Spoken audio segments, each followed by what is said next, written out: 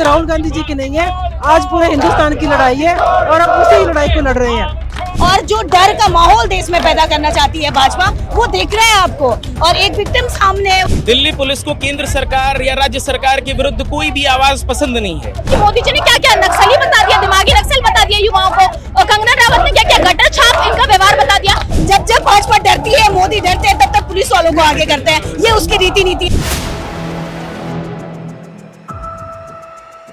Parliament थाने के अंदर राहुल गांधी लगातार मौजूद है, धरने पे बैठे हुए हैं, एफआईआर की मांग कर रहे हैं और उन्हीं के साथ बाहर पुलिस स्टेशन के लोग बैठ चुके हैं। आपको तस्वीर हम दिखा रहे हैं किस तरीके से तमाम समर्थक यहाँ पर हैं और लगातार जवाबदेही की मांग कर रहे हैं। गीत के जरिए जवाब मांग रहे हैं, जवाब दो, इंकलाब के नारे लग रहे हैं।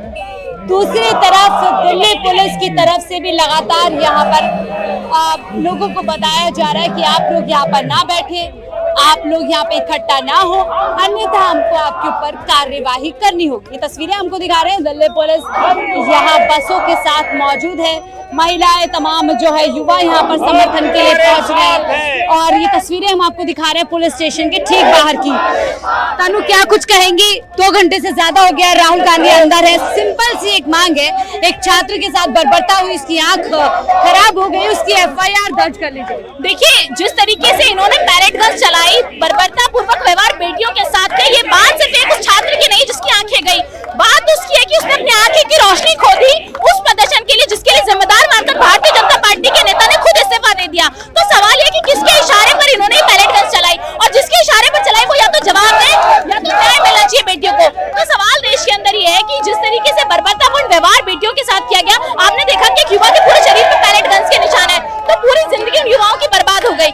इस बर्बादी का जिम्मेदार अगर कोई है तो देश का गृह मंत्री है, जिसके इशारे पर जो है पैरेड गन चलाई गई। तो आज गृह मंत्री अमित शाह जी तो इस्तीफा देते या ये दिल्ली पुलिस जो है एफआईआर दर्ज नहीं कर रही। आम नागरिक के साथ इनका क्या व्यवहार होगा जब ये देश के नेता विपक्ष पर जो है नेता विपक्ष जब एफआईआर कराने जाते हैं तो ये केस दर्ज नहीं करते। तो देश के अंदर सबसे बड़ा सवाल ये कि देश के अंदर एफआईआर कराने के लिए इतना संघर्ष एक देश के इतने बड़े लीडर को करना पड़ रहा है, तो आने वाले समय में आम नागरिक के लिए क्या व्यवस्था है दिल्ली पुलिस करेगी। लेकिन तनु, इन तमाम आरोपों से बीजेपी बार बार इंकार कर रही है। किरण रिजिजू जी साफ मना कर रहे हैं, वो तो दिल्ली पुलिस की तारीफ भी कर रहे हैं। देखिए, दिल्ली पुलिस की तारीफ करने वाले आज आप देखिए कि मोदी जी ने क्या क्या नक्सली बता दिया, दिमागी नक्सल बता दिया युवाओं को, और कंगना रावत ने क्या क्या गटर छाप इनका व्यवहार बता दिया। तो आज सवाल ये कि देश के युवाओं को जो आप गालियां दे रहे हैं, भद्र भाषा का प्रयोग कर रहे हैं, आज उन्हीं की संघर्ष की जो है निशानी है कि आज जो है अपने पद से शिक्षा मंत्री को इस्तीफा देना पड़ा। अपनी गलती भी मान रहे हो और दूसरी तरफ आप युवाओं को गाली भी दे रहे हो। तो देश के अंदर युवाओं की आवाज को दबाने के लिए बहुत बड़ी साजिश देश के अंदर की जा रही है। आप लोग शांति से बैठे, फिर भी दिल्ली पुलिस बार बार कह रही है, चेता रही है, आप लोग यहाँ से हट जाइए। ये चेतावनी हमें डरा नहीं सकती, हम संघर्ष करने वाले, हमारे नेता संघर्ष करने वाले हैं। तो ये संघर्ष की जो रास्ता है वो हमने चुन लिया है और ये संघर्ष अब जारी रहेगा, लड़ते रहेंगे, सड़क पे लड़ेंगे, संसद में लड़ेंगे, पुलिस स्टेशन में लड़ेंगे, पुलिस स्टेशन के बाहर लड़ेंगे। आप लाठियां चलाइए, पैरेड गन चलाइए, बंदूकें चलाइए, अब ये निकल चुके हैं। इस देश की जेन ज़ी को न्याय दिलाकर रहेंगे। एफआईआर हो पाएगी? देखिए, बिल्कुल एफआईआर हो पाएगी। हम राहुल जी अंदर है और हम लोग बाहर, अगर एफआईआर नहीं होगी तो यही धरना प्रदर्शन चलेगा और यही पूरा दिन गुजारेंगे हम लोग, और जब तक एफआईआर नहीं होगी तब तक ये लड़ाई जारी रहेगी। जब तक ये लड़ाई जारी रहेगी, एफआईआर हो पाएगी। मैम, अंदर आप लोगों के नेता और बाहर आप लोग बैठ गए हैं। हाँ, जब तक हमारे नेता लड़ेंगे तब तक हम उनके साथ हैं। क्या लग रहा है कि आम नागरिक की एफआईआर दर्ज क्यों नहीं कर रहे हैं? ये तो आप देख ही रहे हो कि ये तो शरेआम आप देख रहे हो, डिक्टेटरशिप हो रही है। जो आप लोगों के संघर्ष जो आपके थ्रू, सोशल मीडिया के थ्रू आपने भी देखा है कि सारा हिंदुस्तान देख रहा है कि कैसे बच्चों पे जुल्म हुआ जंतर मंतर पे। ये लड़ाई एक राहुल गांधी जी की नहीं है, आज पूरे हिंदुस्तान की लड़ाई है और अब उसी लड़ाई को लड़ रहे हैं।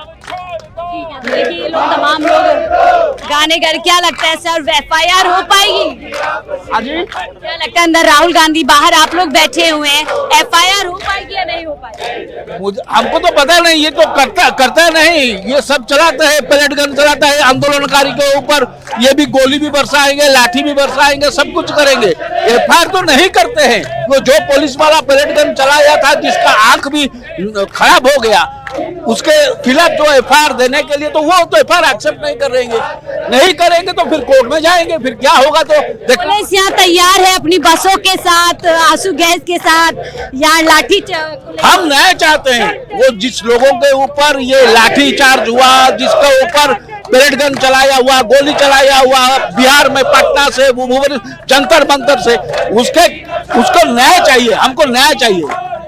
आप देखिए लोग जो गीत यहाँ पर गा रहे हैं, बार बार कह रहे हैं डर के जीना छोड़ दो। इस गीत की जो लाइन है वो काफी अहम है कि डर के जीना छोड़ दो। इस तरीके की बात लगातार लोग गीत के जरिए से कह रहे हैं और इसी डर के खिलाफ लगातार राहुल गांधी भी बोलते हैं और वो कहते हैं आप लोग शांतिपूर्ण तरीके से यहाँ प्रदर्शन कर रहे हैं और लगातार कह रहे हैं डर के जीना छोड़ दो। तो क्या लोग डर डर के जी रहे हैं? ये कांग्रेस की रीति नीति और ये कांग्रेस हमेशा कोई भी अगर धरना प्रदर्शन को बेहद शांतिपूर्वक और सभी के भलाई के लिए लड़ती है, इसलिए इतने शांतिपूर्वक यहाँ पे कर रहे हैं। और जो डर का माहौल देश में पैदा करना चाहती है भाजपा, वो देख रहे हैं आपको।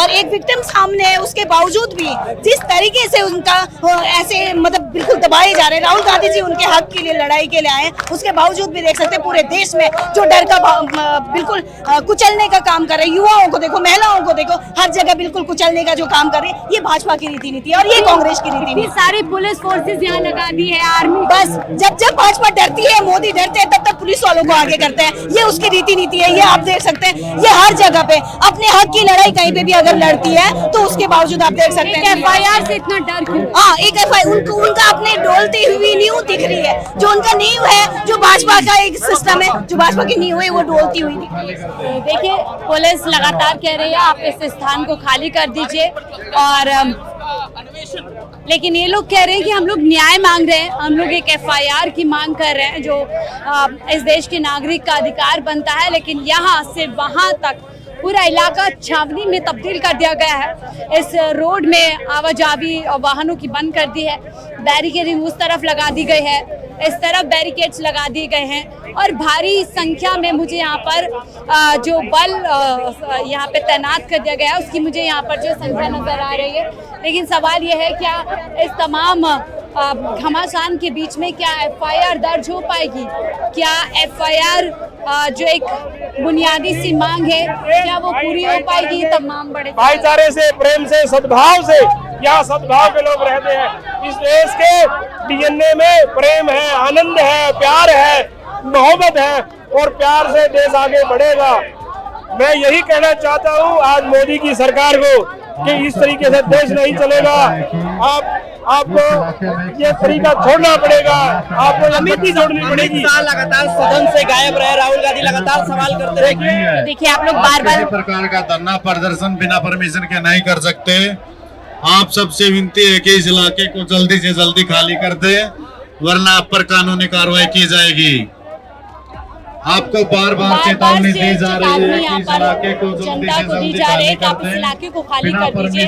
बिना परमिशन के आप लोग यहाँ धरना प्रदर्शन नहीं कर सकते हैं, ना किसी प्रकार की नारेबाजी कर सकते हैं। पीछे से बार बार बोला जा रहा है और इसीलिए आप यहाँ से हट जाइए, वरना आप लोगों के ऊपर उचित कार्यवाही यहाँ पर हो सकती है। बात बार बार यहाँ पे प्रदर्शनकारियों को चेताने की कोशिश की जा रही है। सर आप लोग यहाँ पर इकट्ठा हो गए हैं, शांतिपूर्ण तरीके से गीत के जरिए से अपना प्रदर्शन कर रहे हैं, लेकिन बार बार दिल्ली पुलिस आप लोग को कुछ चेता रही है। देखिए ये दिल्ली पुलिस का टेम्पलेट है।